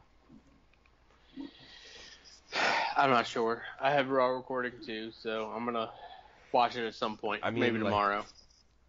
I mean, there are like external reasons why people have speculated. People have said that Fox want the Fiend on SmackDown, which could be interesting because it seems like Fox's SmackDown is going to be the A show. So maybe we fell on our faces now to rise him up later on, but people are going to remember that he fell on his face. Yep. I don't know. I really, really don't know. Now I'm going to do something really hard. Or I'm going to ask you to do something really hard. Okay. Putting aside, and my voice just cracked, putting aside the Seth Rollins, Bray Wyatt main event of Money in the Bank. Putting that completely aside, how do you feel about WWE/AEW Premier Week? I enjoyed it. But I enjoyed it as a wrestling fan, not a diehard fan of either or. Right. Oh, I mean as a whole. I mean like the collective amount of wrestling that we got from both. It was a very good, very, very good amount of wrestling. Now, I didn't watch NXT UK, but... I haven't watched NXT UK either. Let's be real, I haven't watched it in about 3 weeks. Next time they have a pay-per-view coming up, I'm not going to know what's happening. But, I mean, like, for real, like, Danny Burch, Pete Dunne, Rhea Ripley, Tegan Nox are all coming over to NXT proper, so I don't know who I'm watching NXT UK for, other than maybe Toni Storm, who's hot as fuck. Anyways, I think we've rambled long enough. I think that was about an hour and a half. Feel better? Maybe 2. You feel better, buddy? A little bit better. Little bit better. Got it all off your system, off your chest and out of your system. That's how that expression goes. Tell them where to find you, buddy. Find me on Twitter at @guapo_504. I tweet sometimes. And you guys know where to find me, or you wouldn't be here. Until next time, I've been Spaz. He's been Guapo. We've both had a bit of a rant. We are your YWC Reality Check. After all, subscribe up there, talk down there, start a conversation, keep all these conversations going. Don't be a stranger. I'll talk to each and every last one of you later. But for right now, myself and Guapo are tagging out. Bye, guys. Adios, mis amigos.